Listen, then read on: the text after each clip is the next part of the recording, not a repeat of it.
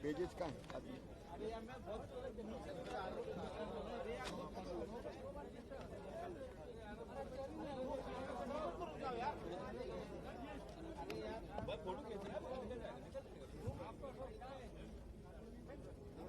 मित्रों, सबसे पहले तो प्रदेश के ग्वालियर के हमारे पत्रकार मित्रों को मैं इसलिए शुभकामनाएं और बधाई दे रहा हूं कि लीज रेंट का एक मामला पेंडिंग था। पिछली बार आपने मुझे स्मरण दिलाया था, फिर लोकन जी ने भी मुझे याद दिलाया और कल उसका समाधान निकाल के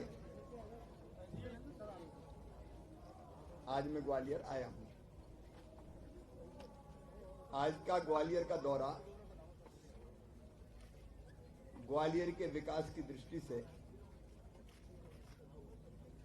बहुत महत्वपूर्ण है, बहुत उपयोगी है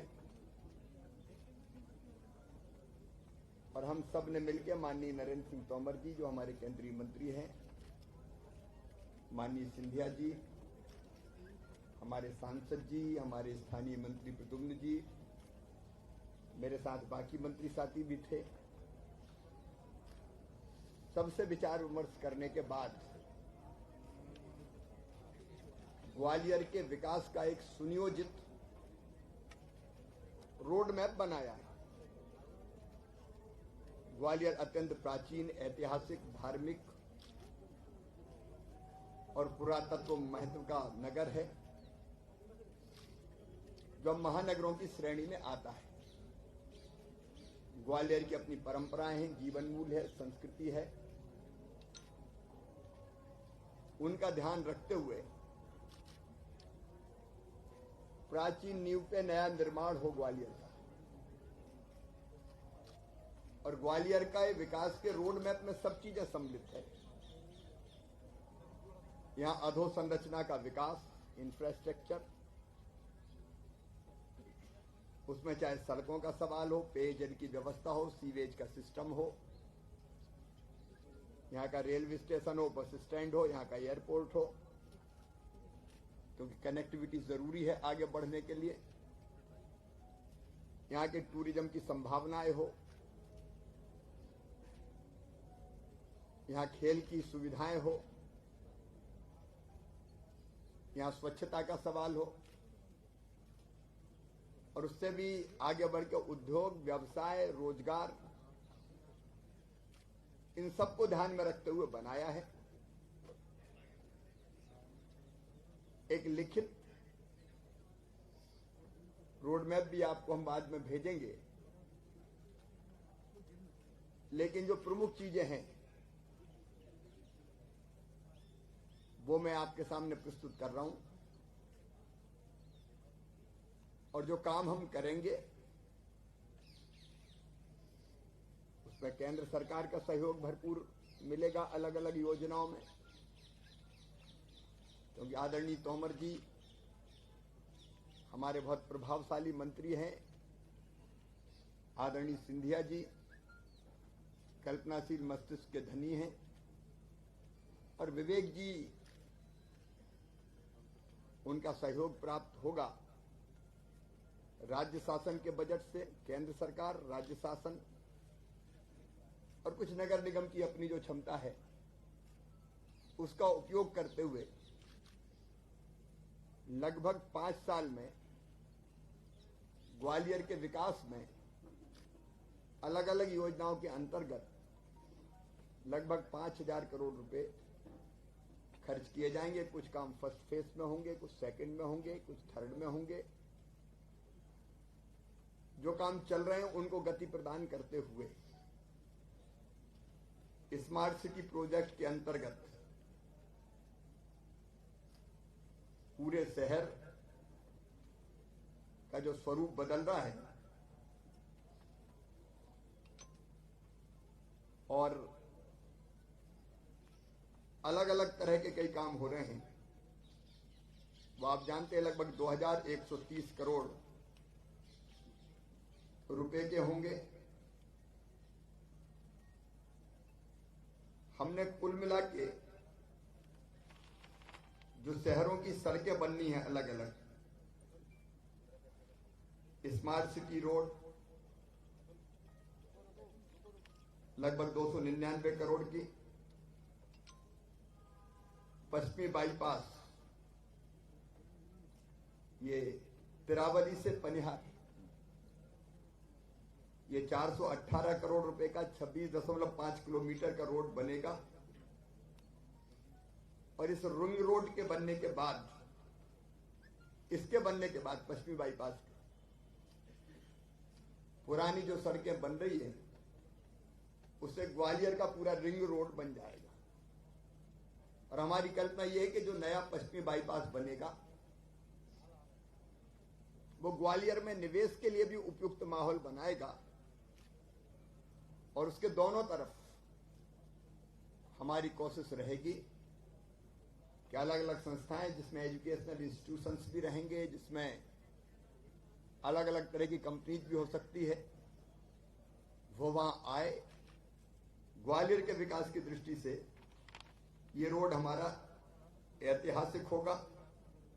पीडब्ल्यूडी की सड़कें लगभग 50 किलोमीटर से ज्यादा जो नगर निगम की सीमा के अंतर्गत आती है 79 करोड़ रुपए की बनेंगी।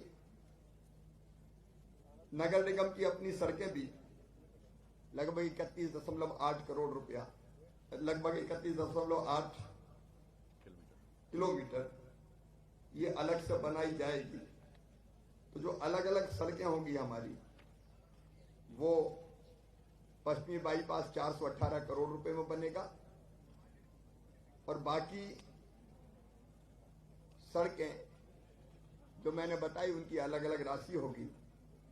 एक और हम लोग प्रस्तावित कर रहे हैं एलिवेटेड रोड स्वर्ण रेखा नाले पर, उसकी अभी पूरी रूपरेखा बनाने के हम निर्देश दे रहे हैं। और एक बार पूरी रूपरेखा बनने के बाद उसका सर्वे होगा, एस्टीमेट बनेगा, फेजेज में हम उस काम को संपन्न करेंगे। ये एलिवेटेड रोड भी ग्वालियर के विकास में बहुत महत्वपूर्ण भूमिका का निर्वाह करेगा। फिर आप जानते हैं लगभग 850 करोड़ रुपए इसमें लागत आएगी। उसकी पूरे एक बार ढंग से मैं एस्टीमेट बनवा लूं, आगे पीछे उसमें हो सकता है। फिर 1000 बिस्तर के अस्पताल का काम निर्माणाधीन है, वो तेजी से पूरा हो जाए। लगभग 340 करोड़ रुपए का वो बन रहा है। लेकिन उसके साथ साथ स्वास्थ्य सुविधाओं के विस्तार के लिए सुपर स्पेशलिटी अस्पताल और ग्वालियर, मुरार और हजीरा के अस्पताल का उन्नयन करने का भी फैसला किया है। रेलवे स्टेशन का रीडेवलपमेंट रेलवे के सहयोग से लगभग 240 करोड़ रुपए की लागत से होगा। हमारा बस स्टैंड ISBT अत्याधुनिक बने, वो 70 करोड़ रुपए की लागत से बनाया जाएगा। और ग्वालियर में हमेशा गर्मियों में पीने के पानी की समस्या विकराल रूप धारण करती थी। अब ये फैसला हो गया कि सीधे चंबल का पानी, क्योंकि तिघरा और बाकी पानी हमारे लिए पर्याप्त नहीं था, 250 करोड़ रुपए की लागत से यहां लाया जाएगा ग्वालियर शहर के लिए। सीवेज का अभी काम चल रहा है, लेकिन शहर के विस्तार को देखते हुए उसमें और इलाके को जोड़ना जरूरी है। इसलिए जलालपुर और लाल टिपारा यहां और 2 STP बनाए जाएंगे। लाइनों का विस्तार भी, पाइप लाइनों का विस्तार भी किया जाएगा। एक 99 करोड़ रुपए की लागत से और एक 40 करोड़ रुपए की लागत से। खेल के बाकी जो मैदान है सब बन ही रहे हैं, संवर रहे हैं, पुराने थे। पार्कों का आधुनिकीकरण हो रहा है। उस काम को करते हुए एक दिव्यांग स्टेडियम, जो विशेषकर दिव्यांग बेटे बेटियों के खेलने के काम आएगा, लगभग 145 करोड़ रुपए की लागत से बनेगा। और एक अंतर्राष्ट्रीय स्टेडियम भी 20 हेक्टेयर में 50 करोड़ रुपए की लागत से बनेगा।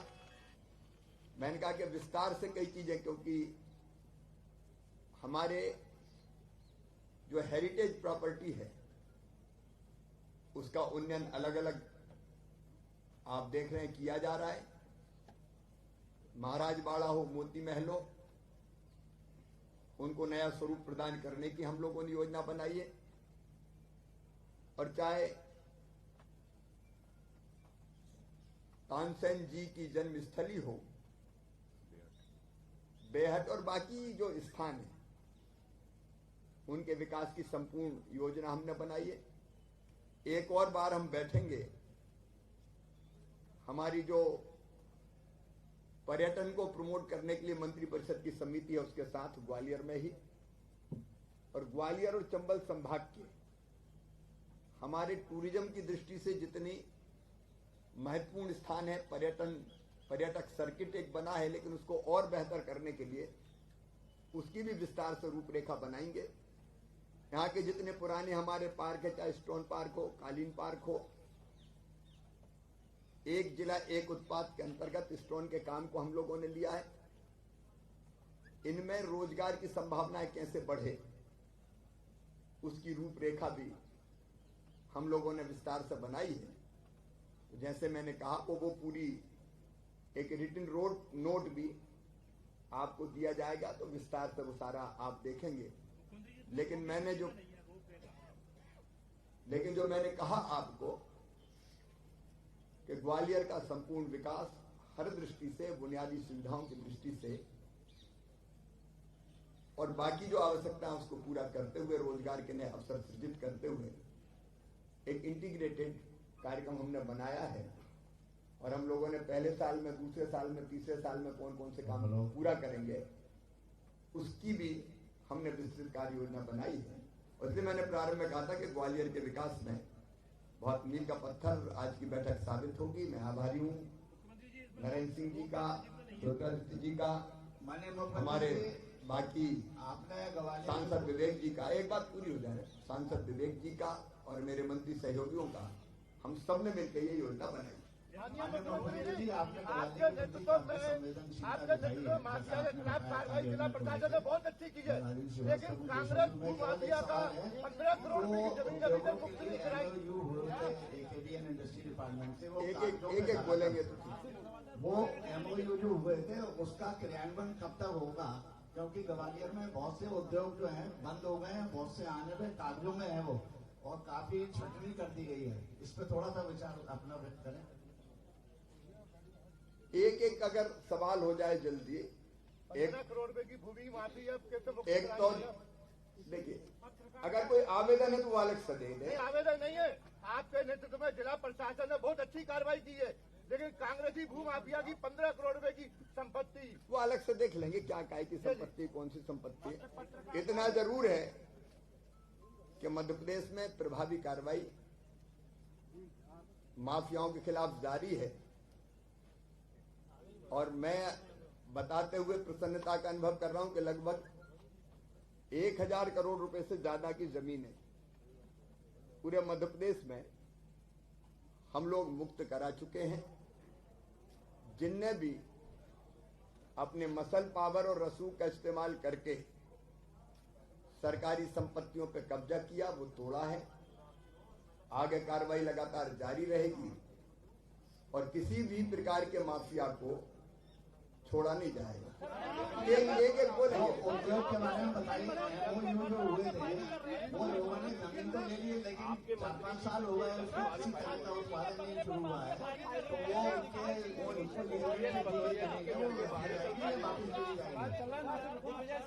कोई एक बोले ऐसे एक करके पूछ लो, एक करके पूछेंगे तो दे पाएंगे। माफियों पे हम कार्रवाई कर रहे हैं, लेकिन शराब माफियों पे कार्रवाई कब करेंगे? 24 सभी कर चुके हैं और DC अभी तक कुर्सी पे बैठा है, उसे सस्पेंड नहीं किया गया। कलेक्टर सस्पेंड हो गया, SP हो गया, वहाँ का जिला अधिकारी हो गया, लेकिन वो DC बैठा हुआ है आज तक। भाजपा के शासन में कांग्रेस की भाजपा के शासन में हो रहा है साहब जी। भाजपा के माफिया की सूची बनती है, देखिए, बना दो सूची और खेल खत्म करो। अरे हमारी सूची भाजपा कांग्रेस को देखकर नहीं बनती। जो गड़बड़ करेगा नहीं छोड़ा जाएगा। ये भारतीय जनता पार्टी की सरकार है, उस सरकार में तो माफिया ही बैठे हुए हैं। एलिगेशन दिग्विजय सिंह जी ने लगाया कि आप तक जाता है अवैध खनन का जो पैसा है। दिग्विजय सिंह की कोई विश्वसनीयता बची? दिग्विजय जो कहते हैं लोग मानते हैं, वो कभी हो ही नहीं सकता। आप महाराज को आशीर्वाद दे रहे हैं, कोई विश्वास करेगा क्या? बताइए, उनकी क्या बात करेंगे? सवाल है मुख्यमंत्री जी, 11 साल में एक मेरा सवाल है कॉलोनी कि का आप बेचना इसमें हुआ है। फंसे थे तो आपने 2 इंजीनियरों को तत्काल निलंबित किया। कल यहाँ पर रेत माफिया ने पुलिस अधिकारी पर हमला किया। सांसी गिरोह पकड़ने वाले पुलिस अधिकारी को सांसी गिरोह ने 7 दिन के मारने की धमकी दी है। अधिकारी सुरक्षित नहीं है तो कार्रवाई कैसे होगी? अधिकारियों के लिए कोई ऐसी नीति बनाई जाए जिससे सुरक्षित रहे। अरे सब सुरक्षित है, और जो असुरक्षित करने की कोशिश करेंगे वो छोड़े जाते हैं क्या कहीं? एक बात मैं बताऊं कि पूरे प्रदेश में कार्रवाई चल रही है। इक्का दुक्का कोई घटना होती है तो उनको ठीक कर दिया जाता है। आज हमने ग्वालियर के विकास का रोड मैप आपके सामने रखा है। उसमें हवाई अड्डे का विस्तार भी शामिल है, उसमें रेलवे स्टेशन का आधुनिकीकरण भी शामिल है, कनेक्टिविटी भी शामिल है। रोपवे की जवाब नहीं दे रहे आप। रोपवे का कब होगा? जो हो गया वो मैंने बता दिया, बाकी तो विचार करेंगे। मुख्यमंत्री जी, मेरे सवाल का जवाब नहीं आया कि MOU जो हुए थे उद्योग मालिकों को, उनको भी जमीन को उतारने की पूरी कोशिश कर रहे हैं। बीच में 1.25 साल का बनवास हो गया और कोरोना आ गया, अब नए सिरे से शुरू कर रहे हैं। मुख्यमंत्री जी, एक चीज पूछना है आपसे। मुख्यमंत्री जी, आपने स्वर्ण आयोग की घोषणा की है। स्वर्ण आयोग संवैधानिक कब होगा और कब इसका ड्राफ्ट तैयार होगा? देखिए, जैसा अनुसूचित जाति आयोग है, अनुसूचित जनजाति आयोग है, पिछड़ा वर्ग आयोग है, वैसे ही सवर्ण आयोग बनाया जाएगा, बहुत जल्दी बनेगा।